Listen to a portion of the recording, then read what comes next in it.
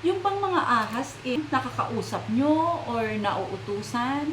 Nauunawaan ninyo yung kanyang mga ikinikilos? Ay, sa aking pagkakaalam, nung panahon yun, parang naunawa nila ako. Ganyan ang aking pagkakaano sa lahat. At sila na may naunawaan ko rin. Lalo na pag yung may nabalitaan ako doon sa aming lugar na yun noon, na may namatay, na may pinatay na ahas. Bago humapon, may dadating sa akin 2-3 ahas. Na para bagang nagsusumbong. Na mayroon silang kasamahang ano. Ako naman, Agad. pupunta doon, titingnan ko yung pinatay na ahas. Parang ako nalulungkot. Nalulungkot ako, ramdam ko nung panahon ngayon pagka ako may nakitang namatay na ahas. Yung inyong tiyahin is parang may itinanim sa inyong kakayahan. So, paano yung sinasabi ninyong pagtatanim na yun? At anong naging resulta po noon sa inyo? Naging epekto sa inyo? Ang isang natatandaan ko noon ako'y wari ko pag hindi 10 taon ni 11 taon. Yung panahon ngayon. Dahil yung nagpalaki sa aking tiyahin ko, nasasabi ako sa kanya na gayon, na lagi ako may nakakahalibilong ahas. Natakot niya siya na baka ako'y matuklaw nung kung tawagin nung una ay ulupong. Eh baka pag ako'y nakagat ng ulupong daw nun, ako'y mamatay. Kaya ginawan niya ako ng tanim. Kinamnan niya ako sa katawan ng galing sa ahas. Ang natatandaan ko noon, pinaghubad-baro niya ako, pero kita ko siyang may hawak na ahas. Pinatalikod niya ako, tapos pinakagat ako dito sa aking likod. Ang ramdam ko talaga, ako'y pinakagat niya sa kanyang hawak na ahas. Nung makagat ako ng ahas na yon, hindi ko alam kung may pinakagat o kung anong ginawa sa akin. Ako may kumagat, pero hindi ko kitang ako'y kinagat kasi nakatalikod ako. Nung magayon ako ng aking kakang sula, may binulong-bulong sa aking ulo. Sabi niya sa akin siya, simula sa araw na ito, ikaw ay may kakayahan na.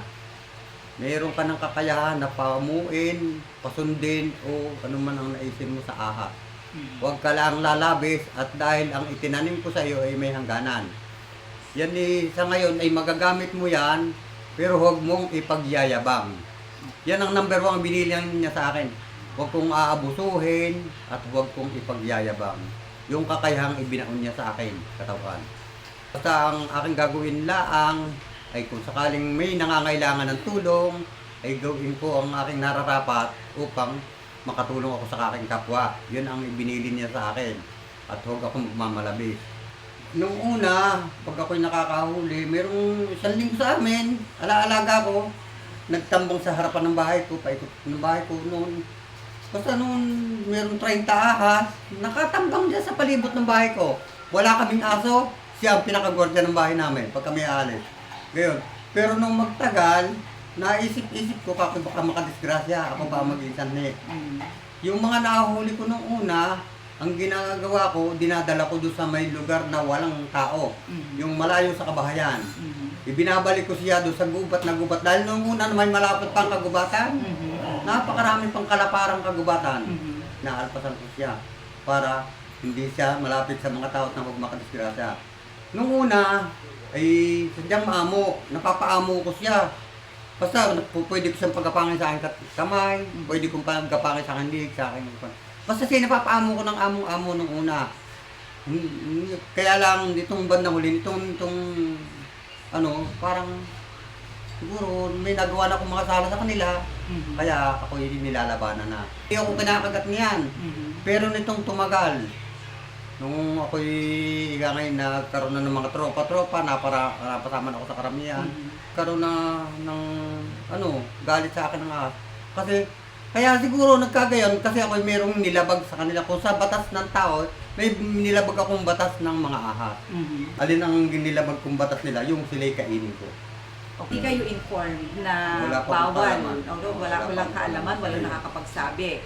And kasi sa barangay naman, normally ganun talaga eh. Yun ay nung una na kapag may nahuli, ahas, cobra, sawa, ay kinakatay at Kinakatay, kinakain. niluluto, pinupulutan. Pinupulutan, ganyan. ayan. So hindi yun ay iwasan nung una. Nung una, Ano po? ayan. And Natuto na silang lumabas sa akin. Oh. Di yun, pag ako'y lumapit sa kanila, kinakagat na ako. Naranasan ko nang ako'y kagatin nila. Ilang ulit na. Pag ako'y huhuli ng medyo hindi magandang tayo, hindi magandang posisyon ko, kinakagat na ako. Hindi kagaya nung una, kahit paano kung gawing paghuli sa kanila, hindi nila ako kinakagat. Merong hila yung aking, kung dinidila nila yung kamay ko. Oo. Dinidila nila yung mga kamay ko. Ngayon hindi, tinutuklaw na ako. Kaya lang, hindi ako tinatalban ng kamandag. Hindi ko rin alam kung bakit. Dahil sa daming beses na ako, hindi na ako 50 beses nakagat ng cobra, ng sawa, ng ahas, kung ano ng ahas. Magpahanggang ngayon to, buhay, maraming makakapagpatunay dito sa ating lugar na ako'y nakitang nakagat.